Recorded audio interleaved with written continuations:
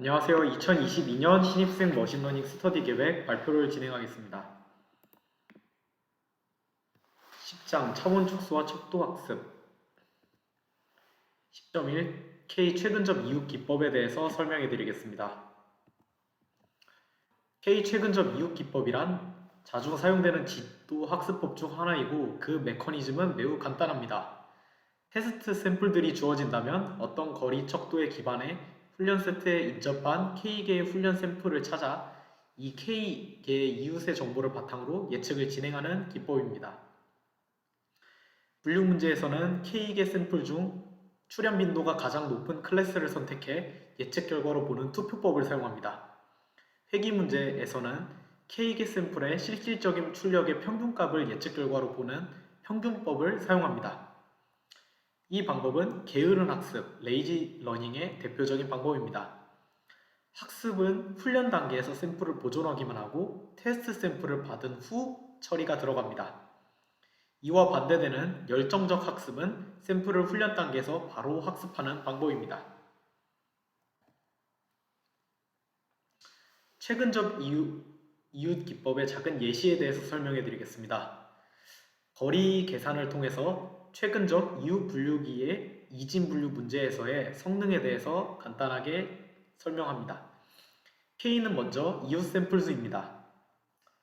이제 들어가기 앞서서 기호들을 설명해 보자면 X는 이제 테스트 샘플, Z는 샘플 X에 최근 접한 이웃 샘플을 의미합니다. 이를 통해서 분류계의 오분류 확률을 구해낸다면 다음 식과 같습니다. 이 확률은 X가 C로 될 확률 곱하기 이제 옆에 있는 이웃 샘플도 C로 될 확률을 1에서 뺀 값입니다. 이 확률은 결과적으로 Z와 X가 이제 다른 경우를 의미합니다. 네.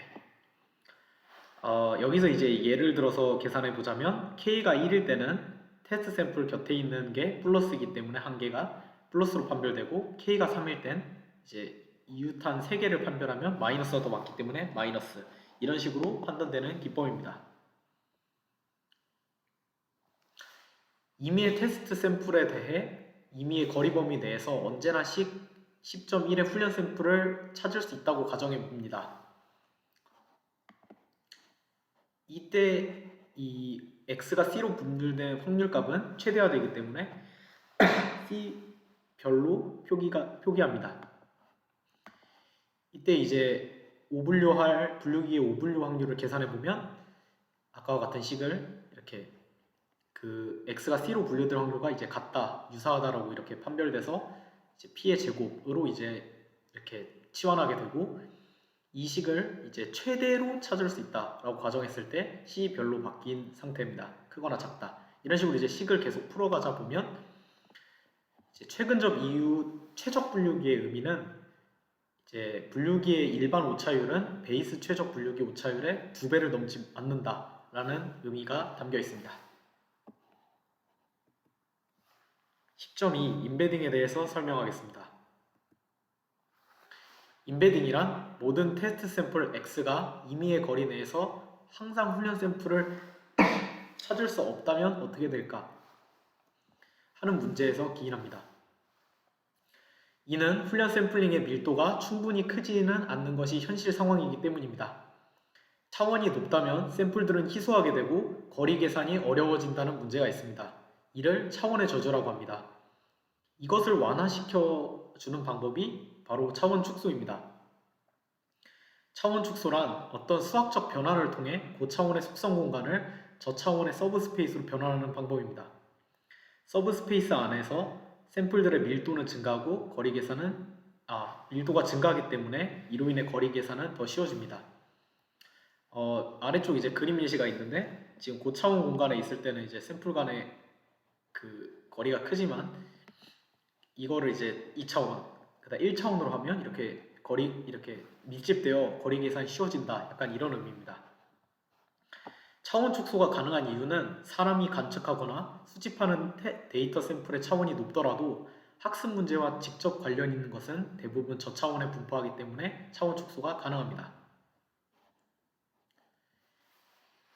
임베딩 시 다차원 스케일링에 대해서 설명해 드리겠습니다. 원래 있던 공간에서 샘플 간 거리를 저차원에서도 유지하면서 이제 확인하려면 다차원 스케일링 축소 방법을 사용해야 합니다. 먼저 가정이 들어갑니다. m개의 샘플의 원시 공간에서의 거리 행렬이 d. 이 원시 공간이라는 것은 이렇게 임베딩하기 이전에 이제 고차원 공간을 의미합니다. i번째 행, j번째 열인 원소 이제 거리 디스턴스 ij를 샘플 xi에서 xj까지의 거리라고 가정합니다. 이 이제 다차원 스케일링의 목표는 샘플의 저차원 공간, 그러니까 이제 d' 차원으로 이동 후 이때 이제 d' 차원 공간에서의 표현을 z로 정의합니다. 유클리드 거리가 원시 공간과 같게 하는 디스턴스 ij를 얻는 것입니다. 좀 더 이제 계산에 용이하게 표현하기 위해 이제 기호들을 몇 개 추가합니다. 이제 b, z 트랜스포즈, 그 다음에 z. 이거는 이제 이 d' 차원 공간에서 표현을 이제 z라고 잡았으니 이렇게 내적된 값을 b로 잡는데 이것을 차원 축소 후 샘플의 내적 행렬이라고 합니다. 여기서 이제 b를 구성하는 bij 값은 그러니까 zi 트랜스포즈 곱하기 이제 zj로 서술됩니다.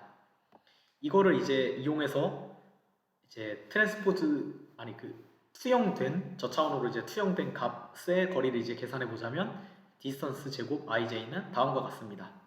이것을 위에처럼 이제 쉽게 기술해서 표현해 보자면 bii 더하기 bjj 마이너스 2bij입니다. 이 부분이 좀 중요한데 이 부분은 뒤에 장 슬라이드를 설명하고 다시 설명해 드리겠습니다. 네, 계속해서 이제 다차원 스케일링에 대해서 설명합니다. 목적은 인스턴스의 거리 정보를 보존하는 좌표계를 발견하는 것입니다. 아까와 이제 같은 내용인데 D 이제 원시 공간의 이제 거리 행렬에서 X 이제 투영된 매트릭스를 계산하고 싶은데 이걸 계산하기 위해서 이제 내적된 매트릭스를 거쳐서 이렇게 구해지는 방식입니다. 결국 이제 B를 알아야 되는데 B를 알기 위해서는 Bij 위에와 같은 식을 이용해서 모든 bij를 계산해야 되는 것이 b를 곧 구하는 길이기 때문에 이거를 이제 계산하게 됩니다. 그 과정입니다. 여기서 이제 tr은 행렬의 대각합 트레이스를 나타내고 트레이스 이제 b는 다음과 같이 서술이 가능하다 합니다. 이를 이용해서 아까의 디스턴스 행렬을 책 이외에서 이제 다른 내용에서는 수학적 트릭을 사용했다. i는 1부터 m, 그 다음에 j는 1부터 m 이렇게 두 가지를 나누어서 계산해야 된다. 이런 식의 그 원리에 따라서 다음과 같이 10.4, 10.5로 이렇게 풀어서 계산되게 됩니다. 여기서 이제 bjj와 bii를 계산하게 되는데 이거를 알면 이제 앞에 bij를 구할 수 있지만 추가적으로 생기는 이 트레이스를 해치우기 위해서 아래와 같은 식 10.6을 추가로 사용하게 됩니다. 그 다음에 이제 7, 8, 9처럼 이제 이거는 그냥 기본 정의입니다. 이거를 이제 그냥 사용해서 앞에 있는 식을 정리하자면 아래와 같은 10.10이 등장하게 됩니다. 이거는 이제 그때 그 계산 과정입니다. 앞서서 설명했듯이 식에서 이제 나온 값들을 앞에 이제 10.3에 이제 넣어서 정리하는 식으로 계산된다는 의미입니다. 네. 이제 추가로 뒤에서 이제 이 결과를 해석하는 부분이 있는데 그 이전에 특이값 분해라는 말이 굉장히 많이 나와서 간단하게 개념을 설명하고 들어가겠습니다. 이 방법은 행렬의 고유값과 고유 벡터를 이용한 고유 분해의 일반화된 방식입니다.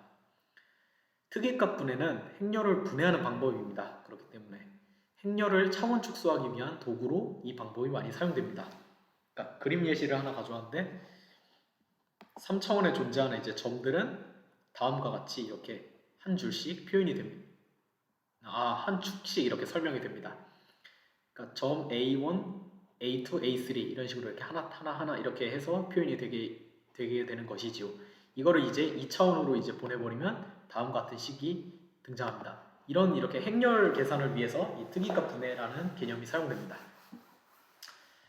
특이 벡터라는 것은 이제 이 행렬을 이제 분해했을 때 이쪽 u와 vt, v 이제 트랜스포즈 이쪽이 이제 특이 벡터라고 부르고 가운데 있는 것이 특이값 대각행렬이라고 부릅니다. 나머지는 이제 다 0값인 하나의 행렬로 등장하게 됩니다.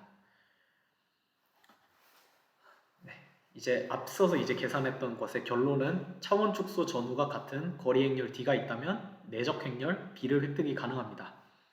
행렬 B에 대해 특이값 분해를 하여 B는 VA, VT 이 식으로 이제 분해를 하게 됩니다.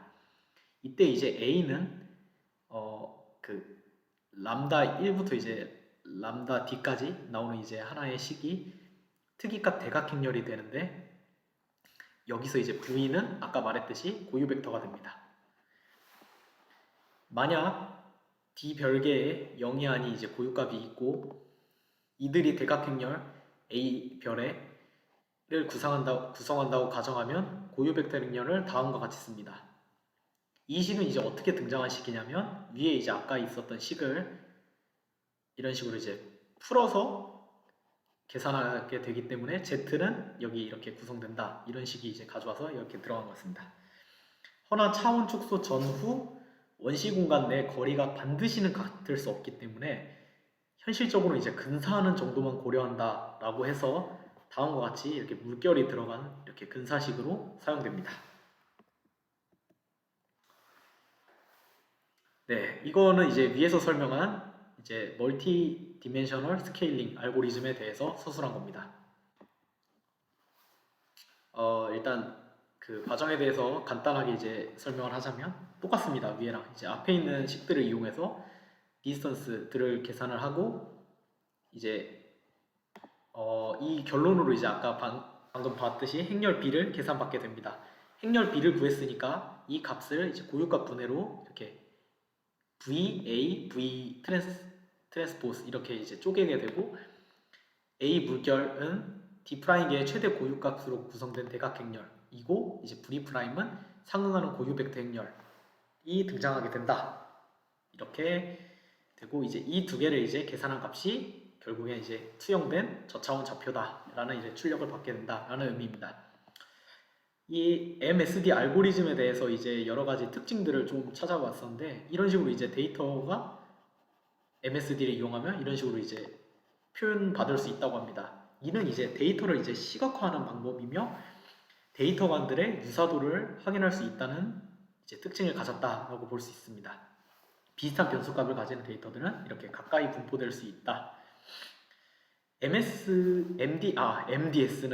MDS는 2차원의 데이터를 프로젝션하여 시각화하는 알고리즘일 뿐 비슷한 샘플을 이렇게 군집화해주는 기능은 없다고 합니다. 네, 구하는 원리가 그렇기 때문에 이건 당연할 것 같습니다. 네.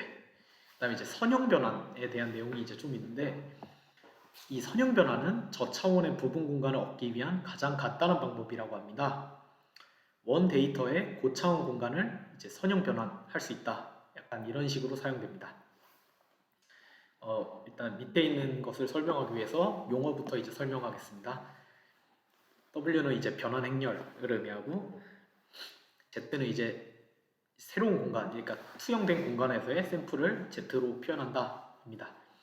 D차원의 샘플을 X라고 잡고 총 M개의 샘플이 있습니다. 변환 후에 얻는 차원은 D' 차원. 변환 행렬 W는 D'개의 D차원 기저 벡터로 볼 수 있습니다. 네. 이 Z는 W 트랜스포즈 X라는 식이 이제 식 10.13으로 나와 있는데 이것은 이제 선형 변환했다. X D차원의 샘플 X를 해서 그래서 Z를 받는다. 약간 이런 식의 의미입니다. 밑에는 이제 그런 내용들이 적혀 있는데 이제 X 한 개의 샘플에서 이제 트랜스포즈 하면 Z 한 개의 샘플을 이렇게 좌표 벡터로 받을 수 있다. 그 다음에 이렇게 선형 변환을 기반해 차원 축소하는 방법이 선형 차원 축소법이다. 차원 축소의 효과로는 일반적으로 차원 축소 전후 학습기 성능을 비교하는 방법을 많이 사용한다. 만약 성능이 향상되다면 차원 축소가 효과적이라고 판단할 수 있다. 라는 내용입니다. 계속해서 10.3 주성분 분석에 대해서 설명하겠습니다. 주성분 분석이란 가장 자주 사용되는 차원 축소법의 일종입니다. 보통 이제 아래와 같은 문제에서 시작해서 원리를 고안하게 됩니다. 직교 속성 공간 내 샘플들에 대해서 어떻게 하나의 초평면을 사용해 모든 샘플을 적절하게 표현할 수 있을까? 이때 이제 투영 받는 초평면의 성질은 크게 두 가지인데, 최근접 재구성 성질, 샘플 포인트와 초평면의 거리가 충분히 가까워야 한다. 그리고 두 번째, 최대 가분 성질, 샘플 포인트가 초평면상의 투영과 분리 가능해야 된다. 라는 이제 성질을 만족시키는 초평면을 찾게 됩니다.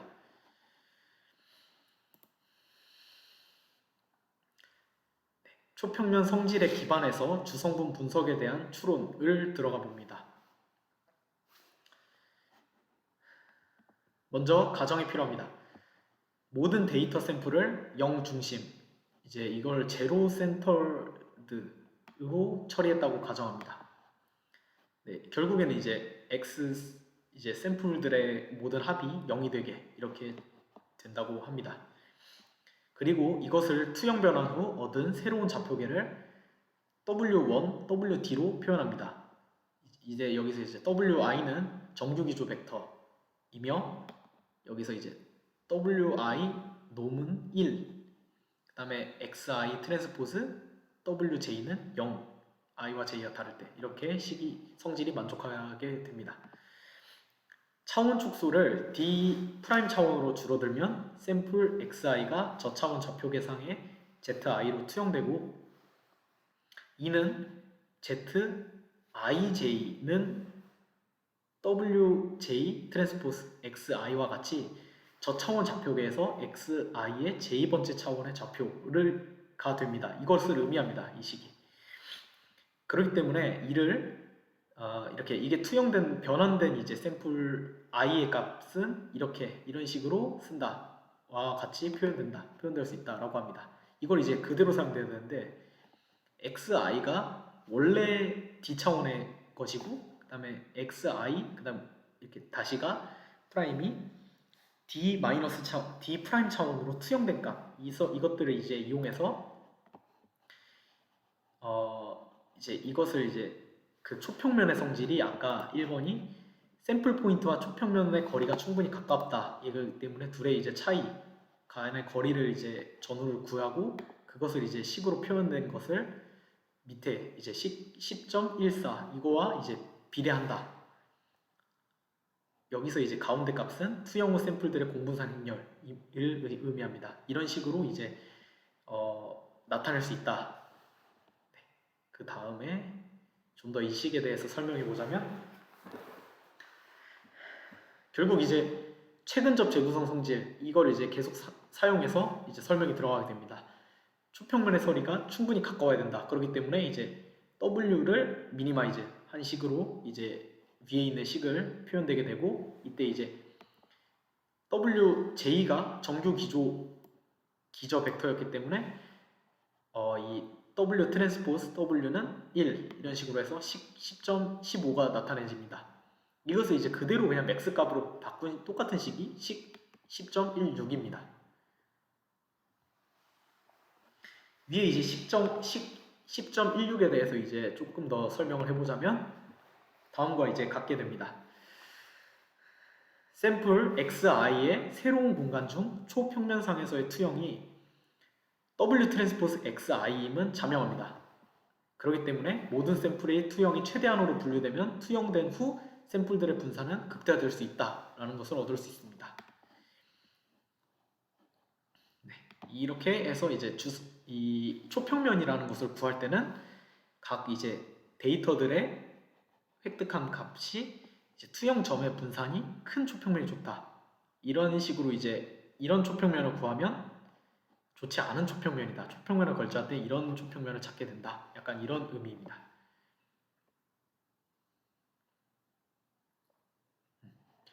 계속해서 설명해 보자면, 따라서 이제 공분산 행렬 일단 10.16을 이제 라그랑주 승수법에 의해서 계산된 값이 10.17입니다.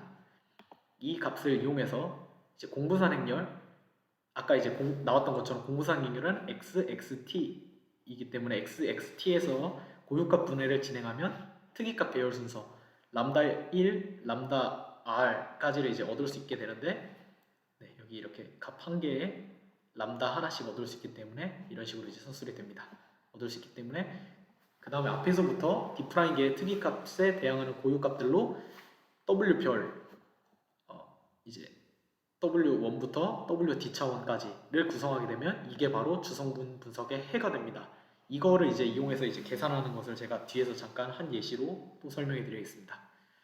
결국 이제 이렇게 주성분 분석의 변환된 값 해를 구할 수 있다라는 점만 여기서 이제 설명드리고 싶습니다.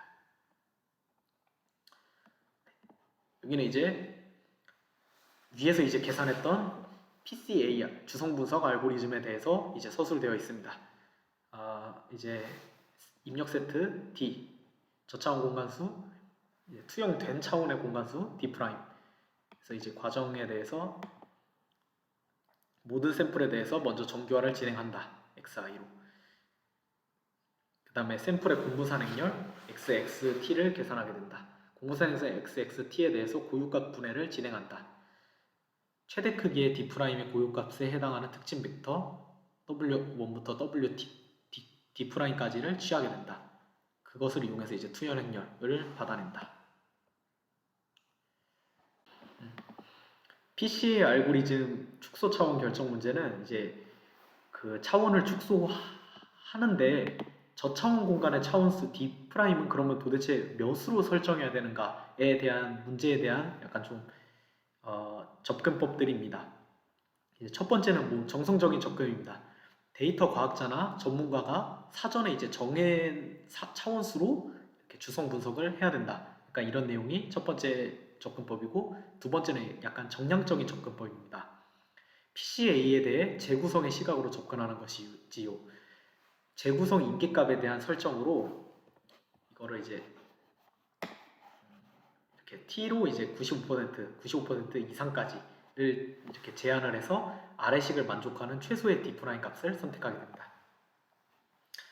결국 이제 10.18을 이제 에 대한 내용인데, 이것을 이제 좀 알아듣게 설명하기 위해 앞에서 이제 계산했던 공분산의 이제 람다 i로 이제 표현된 값이 10.17을 가져왔습니다. 먼저 이제 어떠한 샘플은 이런 샘플들이 주어졌고 2차원 데이터입니다. 그리고 이거는 특이값입니다. 그때 이제 위에 있는 10.18처럼 이렇게 계산하게 되면 0.96이라는 값을 받을 수 있습니다. 여기 이렇게 그냥 람다 1, 람다 2 이렇게 넣어서 계산된 값입니다. 여기서 이제 의미하는 바는 2차원 데이터를 1차원으로 축소하더라도 원래 데이터 분산의 96%까지는 보존된다 라는 의미입니다.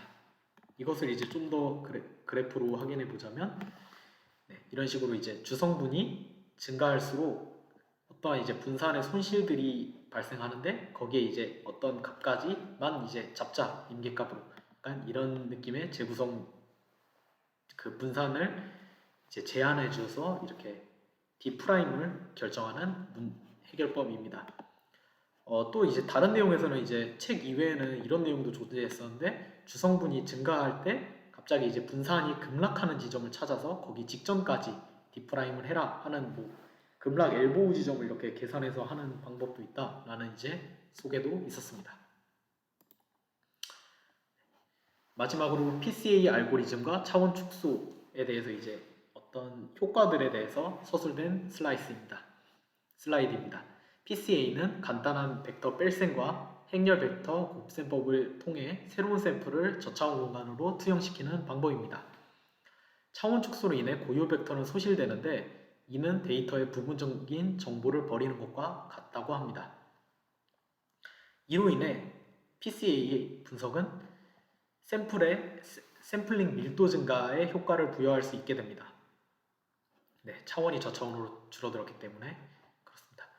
두 번째, 이제 노이즈가 고유 벡터에 영향을 줄 때도 있으므로 이 고유 벡터 소실을 통해서 노이즈 제거 효과를 볼 수도 있다라는 이제 효과가 존재합니다. 이것으로 제 발표를 마치겠습니다. 들어주셔서 감사합니다.